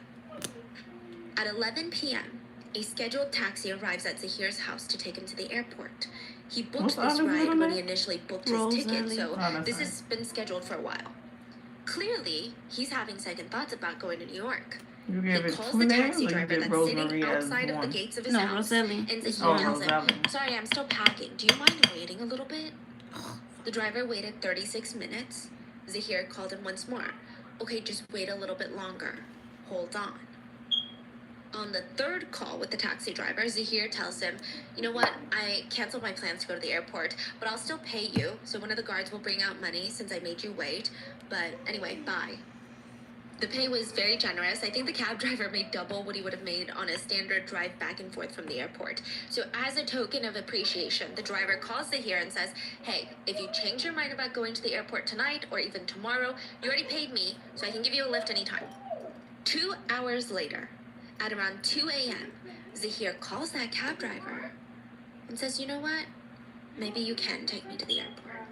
I have no idea the distance between his home and the airport, but this seems pretty tight for an international flight. Because I would imagine that now it's what? Like 1, 2 in the morning, his flight is at like 3:30? Yeah, that's too tight. Yeah, because even if it's like a 30-minute drive, it's pretty tight. So this is when the cab driver starts feeling like, ooh, something's not right here. Zahir comes out of the house with his luggage and with a woman. The driver helps Zahir put the luggage in the trunk and he notices a few things. One, the woman is barefoot. They're going to an airport. I don't even think you can be let on a plane without shoes. Second, once they get in the car, the driver notices that Zahir is talkative and seems normal, but this woman is just silent. She doesn't seem like she's peacefully just enjoying the drive. She seems out of it. And she's silent. She doesn't say a single word, doesn't even respond when Zahir speaks to her. Third, in the middle of the drive, Zahir abruptly requests that they turn around and head back to his house instead of the airport. It was sudden. There was no prior conversation about this. There was no, oh man, I don't think we're gonna make it in time. It's just, turn around, too late. What? Trevor's like, okay, this is so weird, but he's still getting paid for it, so I guess. He U-turns it around, parks the car in front of Zahir's home, and watches him take his luggage in one hand and a firm grip on the woman with his other hand. It's weird, but his years of being a cab driver, I mean, they taught him a few things. One of them being, everything is weird at 3 a.m. He takes one last look at the house, gets back in his car, and starts making his way to his next drive. It's stated that Zahir proposed to Noor that night instead of flying out to New York City. She rejected him. So now she had to die. For the next 48 hours behind the tall gates and cold concrete walls, Zahir would hold his ex-girlfriend, the daughter of a diplomat, captive, and torture her to death. We don't have an exact timeline of the torture, but we do know what injuries she sustained. Sometime after being dropped off by the taxi, Zahir tries to keep getting Noor to accept his proposal, is the speculation. She keeps refusing, so the torture begins. It's said that he punched her repeatedly with brass knuckles. Oh, like those fighters? Yes, that you put on your... Yes. He beat her with the back of a pistol, mentally tortured her by threatening to shoot her. There were shallow cuts on the back of her knees, and it's speculated that she tried to run off, and he would cut the back of her knees to make it difficult for her to walk or run. There were bruises all over her body, but particularly her inner thighs. Noor had been essayed by Zahir. There was also bruising on her head, as if she had been hit multiple times with a very sharp object. This lasted for 2 days. And on that very last day of torture, Zahir takes out his Swiss Army knife, which Swiss Army knives are not that long. The longest ones that I could find online were about 5 inches, not even, so think shorter than the length of most phones. He used that knife to try and attack Noor. She pushed back, dug her nails into him, and that pissed him off. He starts stabbing her, but they were all very shallow cuts because the knife was on the shorter side. And I don't want that to make it sound like I'm downplaying her injuries. They were very, very painful cuts. She's losing a lot of blood. There was blood all over the room, the walls, the floor, but none of the stab wounds themselves were fatal. Noor was stabbed over a dozen times. Noor ended up fainting, and at this point, Zahir starts to choke her. He kept choking her until she was no longer moving, and then he took his knife, and I saw no other reports that stated that any other knife was used during the crimes, so we can assume that it's the 5-inch Swiss Army knife. He took that after Noor had passed and started to detach her head. I imagine that it must have taken a while. We do know at least that Noor has passed, so she wasn't feeling at least the physical pain of this. And when he was done, he kicked her head a few times.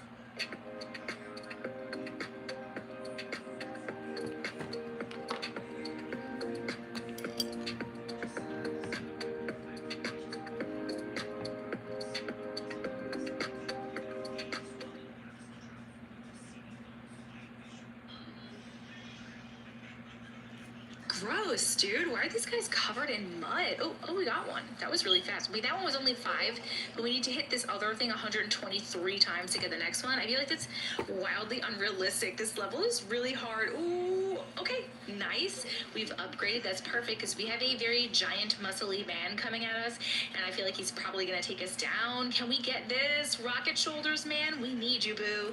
We need you, boo. Her head was found 3 feet away from her body.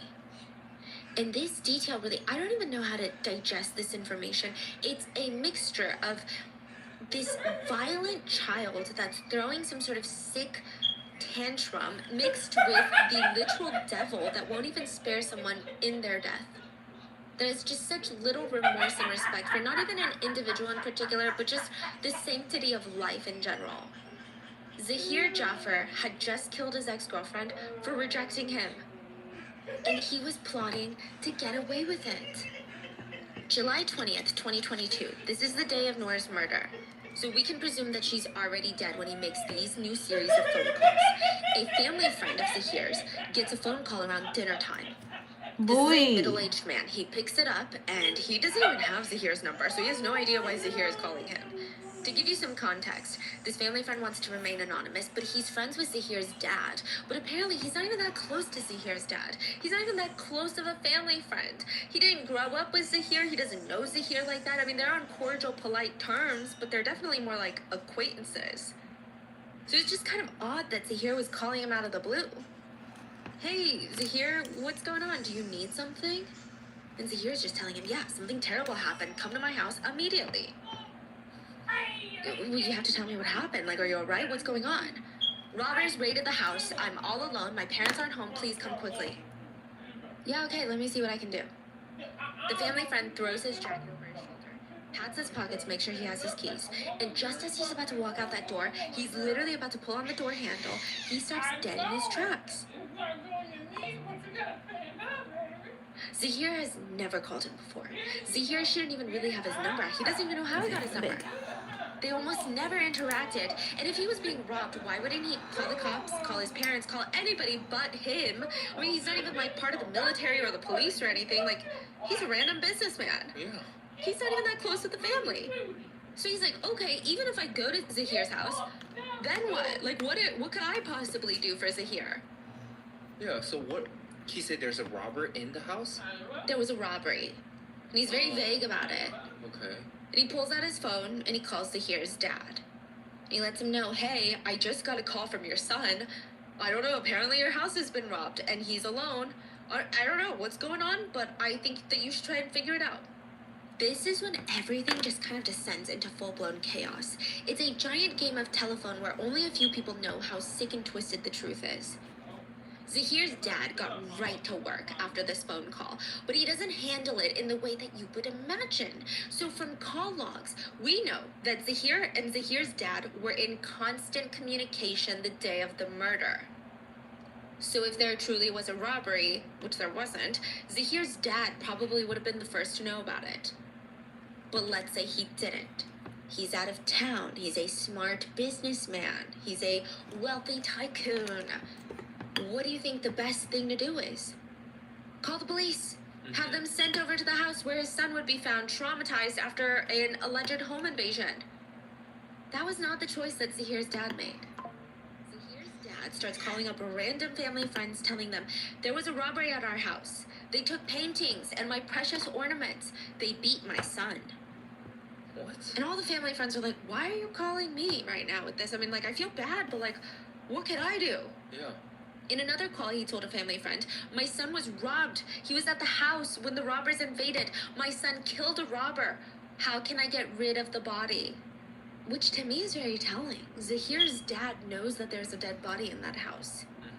Zahir's dad told multiple family friends that there was a robbery at his house and Zahir was a victim. And then he turns around and calls Therapy Works, the counseling center that Zahir used to be a patient and later started working for. Zahir's dad calls the CEO, the main therapist, with a very strange request. He asks Dr. Tahir, a psychologist, quickly, please go to my house. My son is trying to solicit a girl. I know, you just cocked your head, okay? Obviously, Dr. Tahir is having the same reaction as us. He asks the dad on the phone, I'm sorry, what do you mean solicit a girl? Like, is he with a sex worker? Because is he soliciting sex work? Like, what? That phrase is so weird. And, like, I don't know if you would call a therapist if that was the real situation of what was going on. Yeah. And he said Zahir's dad responded so calmly, almost with, like, a chuckle in his voice. Tahir, well, you know what I mean. You're a smart man. Something like that. Something like that. Something like that. What does that even mean? Something like that. Dr. Tahir claims he had no idea what was going on. This is the only information he claims he was given. He gathers a team of 6 workers from the clinic, and, okay, the presumption here is that Zahir's parents invested in or heavily funded the clinic. So he was just kind of in the pocket of Zahir's dad, so he had to go. Otherwise, I think he would have just been like, you're very strange, sir. Maybe you should come in for a session. Yeah, but why is he gathering 6 people? Like, what is he trying to do? We don't know. So that's why people think they must have known about it. Some people say, no, maybe he just wants backup for whatever reason because he knows that Zahir was diagnosed with schizophrenia. Some people say, no, he knew from that phone call what was already going on. And he gathered a team to help him clean the mess. But we don't know, okay? We don't know. So they gather up a team of 6 workers from the clinic and they start heading over to the Jaffer mansion. They get there. I don't know what they're expecting, but they seem to be a little confused because there's already another group gathered outside the house. What? The group also seems very confused. They're like, we don't know what on earth is going on. We're Zahir's friends. Zahir's been calling us all day saying that it was a robbery, he was in a life or death situation, and that we needed to bring our own personal guards. So these are all rich kids. They all have, like, family guards. Okay. So many people are outside of Zahir's home, and half of them are under the impression that there's a scary robbery that just happened. The other half, the clinic's team, they're under the impression that Zahir is in there with a woman and something is happening. Someone's being solicited. Yet nobody calls the police. The therapist, all 6 of them, just stood there outside for half an hour. Finally, they decide to take a ladder and try to break into the house. But at that point, it would be too late. Noor would already be dead. See, the interesting thing, though, about families like this, like I said, everybody already has a guard, right? Is they all have house staff. So where are Zahir's house staff? Why couldn't they just come out and explain what's really going on to the confused crowd? Or why couldn't they just, I don't know, let the therapy workers into the house instead of having them climb up a ladder and break into the home? There were 3 house staff present during the past 2 days. We're gonna give her a bath. A gardener, a You cook, wanna give her a and a bath? security guard. For 2 days, they heard Noor's screams, and they didn't do it. How long? What do you mean, And how I long? get that this is their employer, and I get that they must have been terrified of what could Why? happen Do you have if you something to go do? against a family like this. But this is 2 days. 30 feet of her It's milk. not even a split-second choice that you make, but for You every wanna start it? second of those 48 hours, they made the choice to not save Noor. Noor tried to escape 6 times. During the torturous 48-hour ordeal, 6 times. Had a single one of the staff just stood their ground or helped her or looked the other way, About to they could have just saved switch her life. everything over But to instead, the my staff iPod prevented her from leaving. and turn off my The house Gmail. was like a total lockdown torture chamber. Everything So being they're part tracked. of the murder. Yeah. In one instance, it's dark outside, around 2:41 a.m. Nora was seen on the home security cameras running It's all barefoot over towards her? the main house gate. She had made it out of the house alive, but the security guard locked the gate to prevent her from escaping. Not you, Snowflake. Just upload your photo, preview your space, and order. Gallery quality framing delivered. It's that easy. Wow. Zahir came out of the house at that point. You could see Nora pleading with her hands together in almost a praying motion, begging to be let go. Zahir Mommy. refused and dragged her back into the house. In another instance, July 20th, so the day of the murder, it's actually believed that this was the incident right before the murder. I'm too lazy to finish At these 7:12 nails. p.m., Nora was desperate. She jumped from the balcony with her phone that she managed to pry away from Zahir. She landed in a way that impacted her stomach, so she was injured. I mean, think about this is after 40-something hours of torture, and she just landed on her stomach. It was a big impact fall. She's holding her stomach, running towards the main gate, but again, the guard and the gardener were seen on the home security footage closing the gate on her to stop her. Zahir is then seen running out of the house, grabbing her, and dragging her back in. At one point, she kind of trips on the door frame, and he's physically dragging her in. The security guard did call Zahir's father after one of these attempts and told him, "Sir, your son is taking part in, quote, rude behavior." According to our researchers, apparently in Urdu, it's even more of an understatement. It's being like, "Oh, your son is partaking in shenanigans." I would not classify dragging someone by their hair back into a house and holding them captive and then hearing blood-curdling screams from the victim rude behavior. Zahir's dad just responded casually to the guard, "We'll just figure something out." So they did nothing. And now, even while a group was forming outside the house, they did nothing. Even when 6 people from the clinic came in past the gate, grabbed a ladder, broke into the house, they did nothing. Not a single one of them stepped aside to call the police. Not a staff member, not any of the 6 therapy employees. Nobody called the police. So they're breaking into the house, but they don't know what happened yet, right? At this point? Yeah, but I would imagine if you're breaking into a house, you think that something is clearly wrong with someone. I mean, I guess they could argue that they didn't call the police because it would be a bad look on the Joffers, and the Joffers maybe, allegedly, some financial ties to the clinic. I don't know. But they take a ladder, put it up against the side of the house, unlock the window, break into the house, and they see the crime scene. And again, at this point, any one of the 6, because that's a lot of people, 6 people, one of them could have stepped aside, one of them could have gone back down the ladder to call the police, but they didn't. According to therapist Dr. Tahir, he said the room was covered in blood. They didn't even have time to process what they were looking at before Zahir came at them with a gun and a knife. Yeah, he tried to shoot at them, but thankfully the bullet got jammed. Zahir grabbed his knife, stabbed one of the employees, and, I mean, it was really bad. It's like one of those undercut, but like went through the mouth. Everyone froze, and then all hell broke loose. Zahir tries escaping through the window. 2 of the employees are running towards the employee that's now on the ground bleeding. The other 3 are running towards Zahir to try and hold him back, trying to overpower him. They try to grab whatever sheets and fabric they could find to tie him down, but Zahir is not a small man. They stated it took a lot to disarm him and tie him up so that they could finally call the police.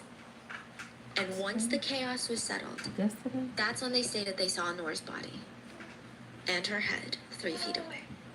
Now, with the sounds of 7 grown adults screaming and fighting, one of the neighbors decided to alert the police.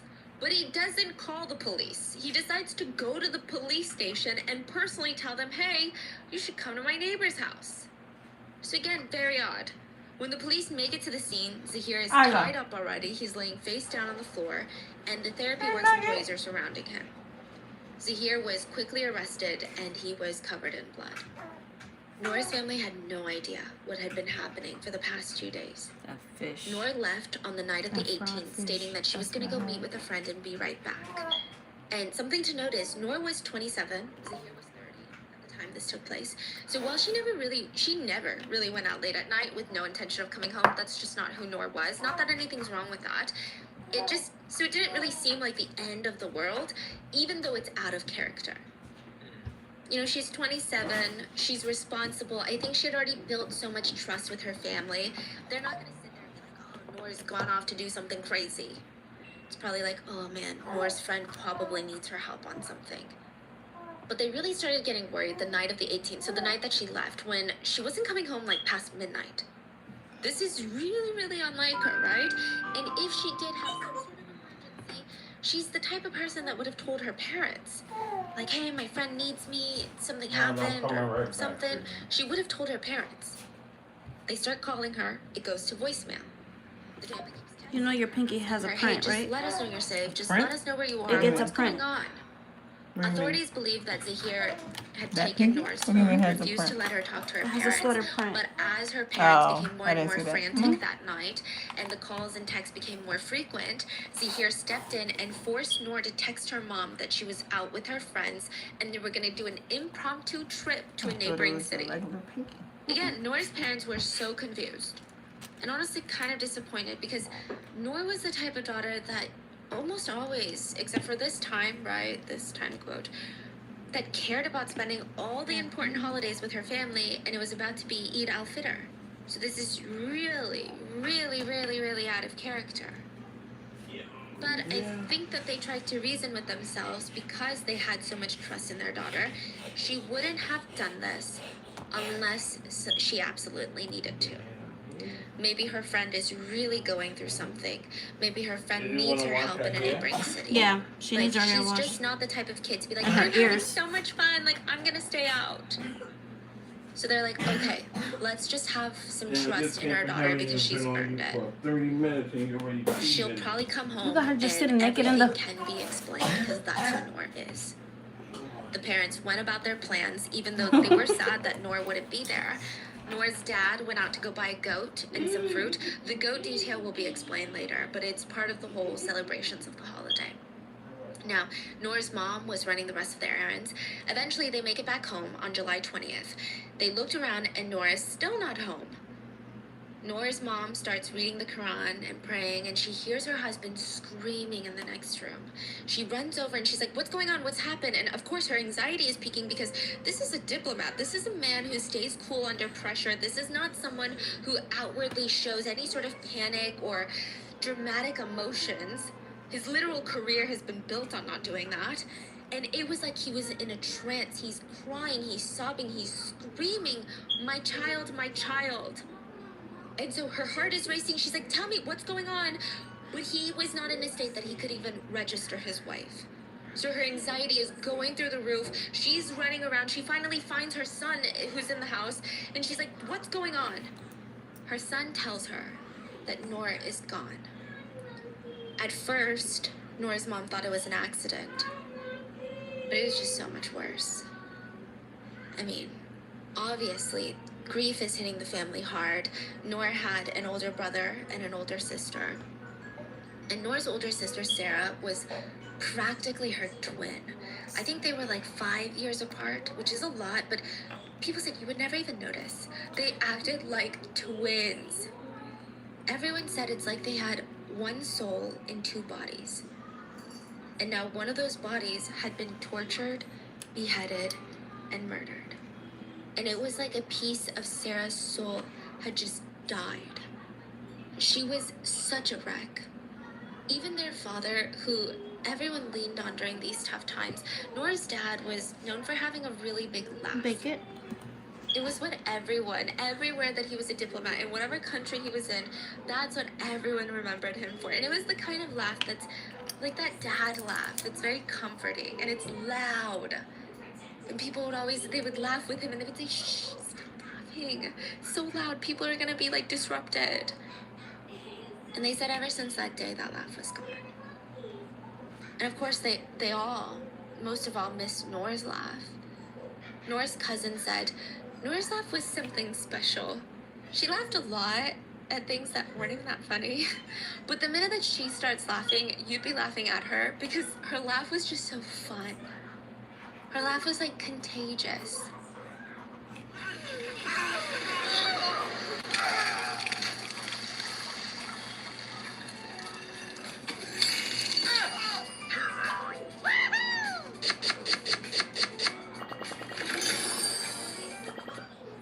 And now she was gone. Do you know the story of Abraham? No. Okay. I think this story is prevalent across multiple different religions, so please correct me if I'm wrong. I think different names are used. I think in Christianity it's Isaac is the name, but let me tell you the story. Abraham saw in a dream that Abraham is a disciple of God, and he sees in a dream that he's beheading his own son, Isaac. This is the Christian version. I think in the Islamic text it's Ishmael, I believe. So Abraham believes that God is telling him to sacrifice his own son. Now, obviously, Abraham and his wife were torn apart by this because on one hand, God is telling them to do something and they need to trust God because God would never do anything without reason. But on the other hand, this is their son, this is their own flesh and blood. How do you kill your own offspring? Abraham and his wife decided, we have to do this. This is the ultimate sacrifice. Abraham also told Isaac, and Isaac was like, yes, we must do this for God. So they trek up a giant mountain. They find this rock. Isaac was going to lay his neck down on that rock, and he was crying, knowing what was about to happen to him, but he told his dad, like, Dad, do it. They're both emotional. Abraham swings up his axe to kill his own son, and an angel appears to tell him, do not lay a hand on that boy. It was a test. And God was pleased that Abraham was willing to give up all he had for him. So that day, Abraham rejoiced. Is that really in the and Bible? He gets to have his son. And they sacrifice a goat instead. I know that this is not the best retelling of this story, and I know it's a pretty prominent story across multiple different religions. It doesn't sound like something God would do. Ultimately, it's a story of sacrifice. And if I'm not mistaken, every year Muslims celebrate this sacrifice, this story, by sacrificing a goat. It is their way of showing Allah, like, we are willing to make the greatest sacrifice if you need us to. And the meat of the goat is then given to charity. So why is this story important? Well, Zahir tells this to authorities. He tells the story of Abraham, which they already know because it's a predominantly Muslim country. And he states that Noor wanted to be sacrificed. And the day that they sacrificed the goat is Eid al-Fitr, which is the day that she was murdered. Jesus Christ. He claims she came to him and wanted him to sacrifice her like a goat. Why? Because she had been in a relationship with Zahir, and that would go against her beliefs, and she now wanted to atone for her sins by this doesn't make any sense for any reason, okay? For so many reasons. The most blatant one being, that would mean Noor was essentially taking her own life, which is not allowed in most religions, including like Islam. A sweater. So this whole story contradicts itself. Secondly, any murder of any kind, even, quote, sacrifices, is not acceptable in Islam. They're a very non-violent religion. So the Islam belief is killing one man is like killing all of mankind. Which is why the law of retaliation is given so much precedence. So I know that in stories that we've tried, and I wonder if it's also some propaganda in the West, you know what I mean? But there is this weird, out of nowhere belief that You ain't even gonna say. Come on, cooperate. Okay. This one.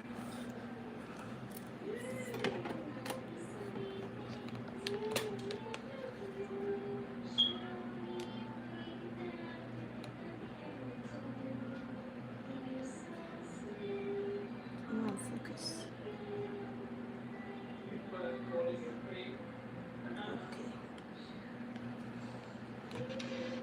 I heard about y'all. Let's just. Okay. All right. Tell me how much are you gonna send it to you Thursday? 50. All right. I'm hoping for a nice check on Thursday. I work Thanksgiving. And I did overtime twice. Wait, that's this check?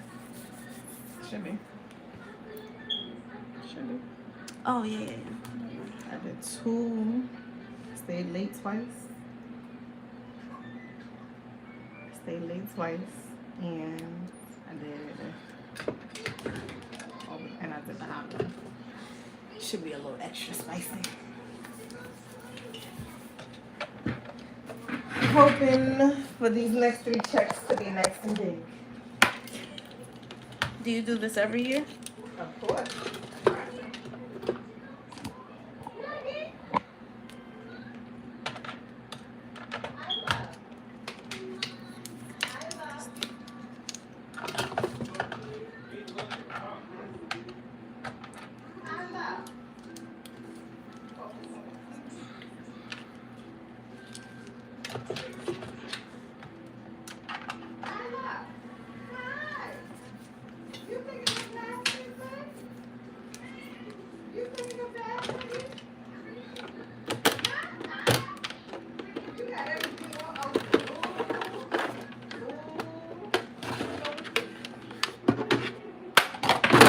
Jesus, bro.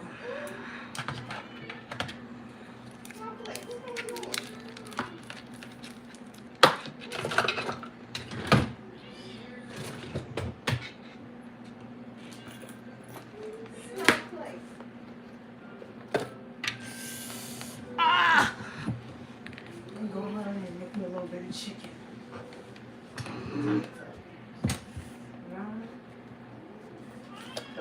The block where I park my car at, that's the one thing, that's how you know nobody go back there.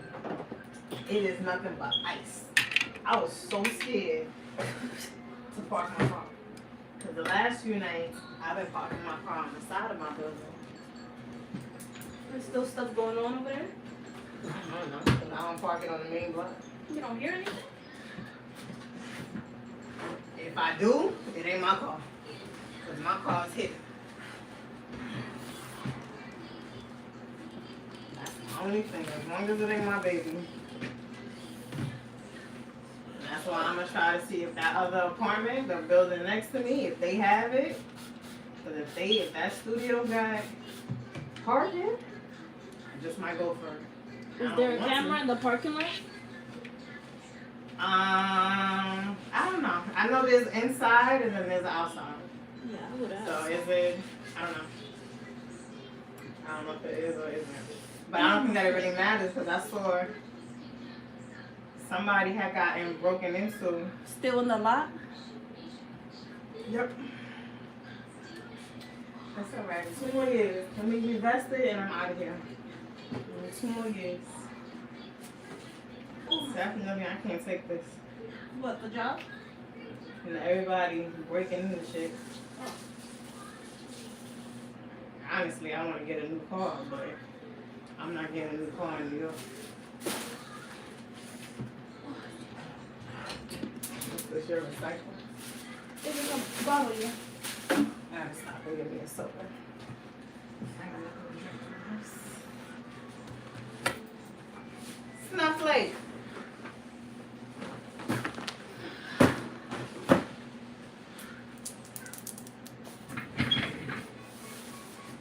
When you go back to work? Tomorrow. For 3 days, then it's my weekend. Secret Santa at my job tomorrow. Oh, your other job? What it was today. What is a workout video?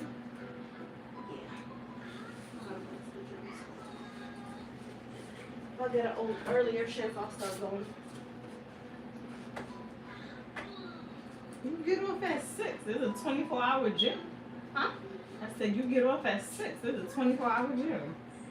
No, but LA Fitness has they watch the baby. They have a daycare on the inside.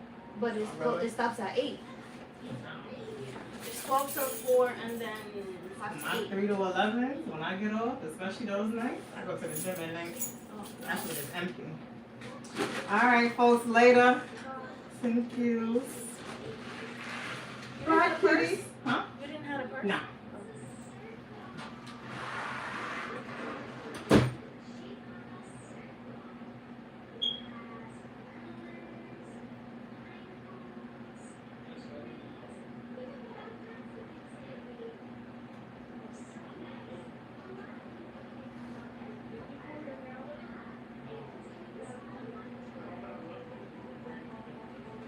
you wash her already? No.